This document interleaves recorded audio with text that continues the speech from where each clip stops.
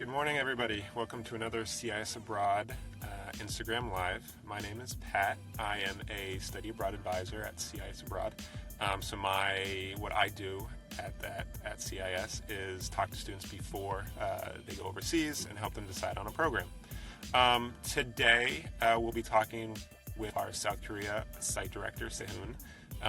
He works with all the students over there, and he'll be talking to us about the program and what to expect when you're overseas. So just a minute, he'll be joining me to talk a little bit more about that program.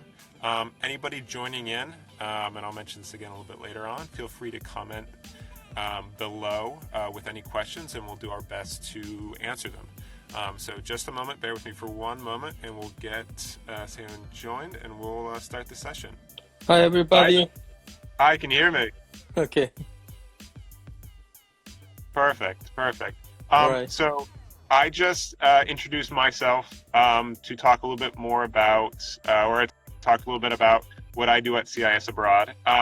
Would you mind just quickly introducing who you are and kind of your basic jobs at CIS? All right.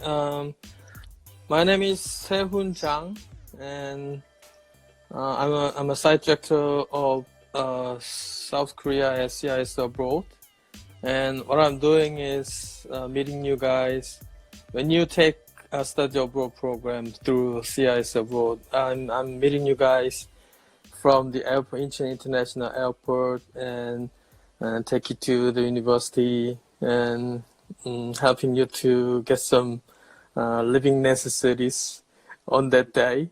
And then I'm having a very pleasant cultural excursion with you, and I'm doing lots of things to help you to get secured for life here in Korea. Perfect. Awesome. Right. So you'll be meeting them at the airport. Do you, within the first kind of 24 hours, can you talk a little bit about what to expect right after students first arrive? All right. Usually the student group is over 10, maybe next semester, I'm not sure, but they say, headquarters says that the number should be growing, so I don't know, maybe 20 or less than 20 or something. But anyway, I'm gonna make a 2 times for airport pickup. And one could be during the morning time or noon time, and then the other one could be located in late afternoon. Then we can pick up the students from the airport and bring you to the campus. And as I said, I also take you to the wholesale market, big supermarket like Walmart, for those who don't bring your blanket or other living necessities, pillow, or sometimes your shower towel, stuff like that.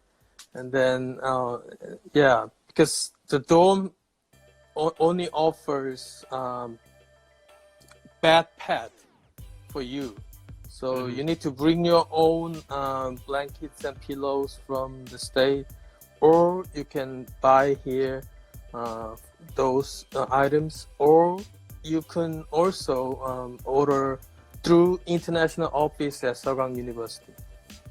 Okay. That's a kind of main activities that we have on first day of arrival. So is that big supermarket near where the students will be living? Yeah, it's about 2 or 3 bus stop distance. You can walk, but maybe you don't want to walk to there. So I can take you. I usually take you to that supermarket, and we can look for the things that we are needing and purchasing those, and then go back to the dorm and get some not good sleep, but just sleep for another day for orientation, the day after tomorrow, whatever. Are the is the housing on campus? Is it right next to where the students will be taking classes? Yeah, the Seoul University has the student dormitory, which is called Gonzaga International Dormitory, located on campus near rear gate of university, but it's very convenient place and location because it's got connected with lots of public buses and subways. Okay. Yeah. Are they? Is there other study abroad students in the housing, or is it local students, or who else is in the housing? Sure. The dorm has, as you said, local students, domestic students mainly, but they also have lots of exchange students all over the world because Seoul University is Jesuit Foundation School, so they have very variety of international cooperation connections. So lots of students from other countries, as well as our students. Yeah, so the students are getting along with them in the dorm. Is the university a pretty big university? Do you know approximately how many students attend? They have, including graduate school students, master's degree seeking or PhD seeking, they have 13,000 students or less than that. It's not very big university campus in Seoul comparing to other universities in Seoul because they are much bigger than their campus, but it's pretty big compared to U.S. universities, U.S. Small colleges, liberal arts colleges in the state. Yes. Is the university and the housing, is it in the city center? Is it very easy to, like, say if a student wants to explore the city, is it very easy to get around? Sure. Seoul University is located in Sinchon area, which is kind of very important destination, quite a critical post in the city, one of those. So it's, as I said, it's linked to it lots of public transportations like bus, and they have a link with two different subway stations in front of main gate, and the other one is near rear gate. It's so very convenient, and you can access to the city center within 20 minutes, I believe. Yeah, it's very convenient place. Yes. It sounds like public transportation is pretty easy. It's a lot of like buses and trains. Sure. Yeah, but the campus itself is located in a kind of on the hill, so you need to walk a little bit, and lots of Korean universities campuses are located in hill because we have lots of mountains. We don't have any flat land in Seoul area much. If a student wanted to see some other parts of the country, is it easy to get around, like outside of the city? Sure, because we are a smaller country compared to the state, and it's very convenient. That's why we have a very convenient and easier way to access to public transportation, like intercity buses, and we have also bullet train system.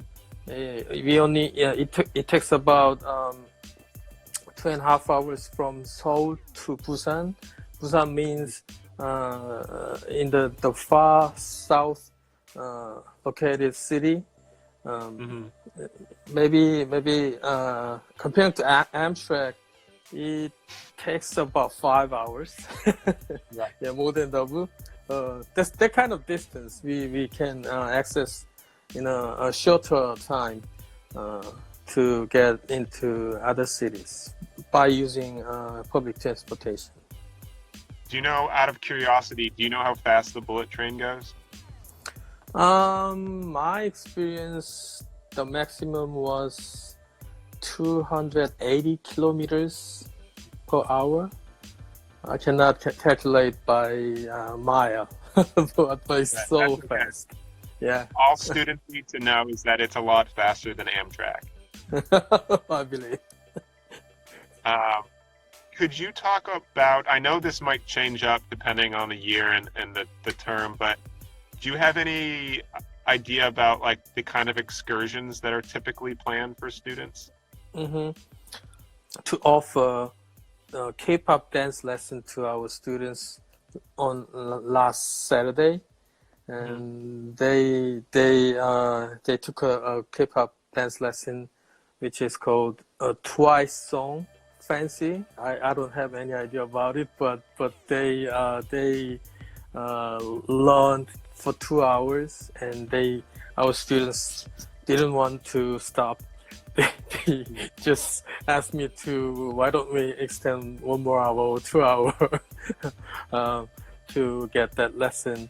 It was a lot of fun, and they made a kind of music video by finishing their lesson at last. And then we moved to we have a lunch, and we moved to Seoul Museum of Modern Art to use interval time between the time after we had a lunch and watching Korean musical, which is called The Palace Kung. That was supposed to be offered at 4 p.m. on last Saturday. So it consists of quite modern culture and traditional culture thing we experienced on last Saturday. And then, as I said, maybe the African swine virus maybe is terminated by our government. Then we can take a DMZ tour on November 16th. And then that tour should give you lots of understanding about our situation, dividing the country situation and our war history, and you can meet the people from North Korea. He or she will explain how they struggled to get away from North Korea and the detour way from East Asian countries, and how to get here, having lots of troubles and difficulties. And they will also explain about our political situation between North Korea and South Korea. Yeah, that will give you a kind of very good insight for Korean country, our country, and gives you lots of background knowledge about it. Okay, perfect. Anybody, as we kind of finish up or get to the last part of the session, anybody joining in, feel free to ask any questions about the program in the comments. My next question is a lot of questions from students I get is, how easy is it to get around? If a student doesn't know any Korean, is it pretty easy to get around the city? Yeah, basically I would say yes, because we have all English signs in every places, in every spots. Yeah, you can easily understand, and especially the subway.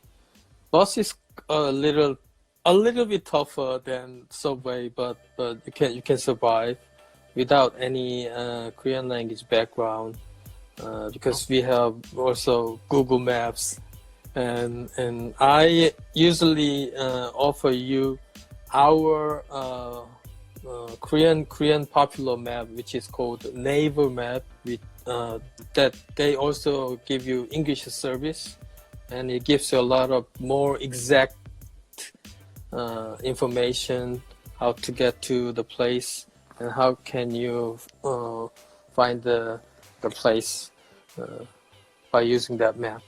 So it's not a tough matter. Okay. One question we did get is it possible to, if a student wanted to, say, visit Japan or Tokyo, is it possible from South Korea? Sure. You can look for by looking up sky scanner or kayak or other apps to get a cheapest air flight, and then maybe U.S. students do not need to issue a visa to when you get to Japan and other countries in Asian countries, but I'm not sure about China. But Okay. anyway, yeah, Tokyo, to get to Tokyo, it takes about only more or less 2 hours.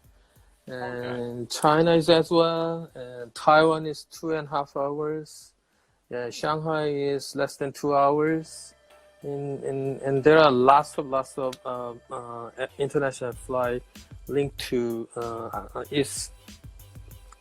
Northeast Asian countries, and even you can visit to Southeast Asia for fun if you need. How is the one of my last questions is I get a lot of questions about food. Is there any food you encourage students to try, or is any food that you've noticed that students really enjoy? Absolutely, I think that lots of students love samgyeopsal, which is pork belly, and it's very renowned Korean food for American students as well because of the K-dramas. They already have seen that food, or they already have tried that food with friends and families in the state. So they loved it. They love to have that food, Korean barbecue here with kimchi. My students, they just been past 7 weeks or 8 weeks, but they look like real Korean people because they how to burn it and how to match with kimchi in the restaurant, and yeah, they are enjoying very much Korean food. And our food is kind of spicy, and we have lots of fermented food, but in general you can adjust your appetite with our food because it's not it's less salty anyway and less greasy from American food, I believe. So you can enjoy the mild taste of our food as well. Awesome. Well, thank you so much for taking the time this morning / this evening for you. I know it's pretty late there. Any other questions coming in, we'll be sure to follow up with you via we'll message you. Soon. Thanks again. I really appreciate it. Right. And we'll chat again real soon. Yeah, it's been my pleasure. And I will see you, everybody. Please come to visit Seoul and Seoul University. Perfect. Thank you. Thank you. Bye-bye. Bye-bye.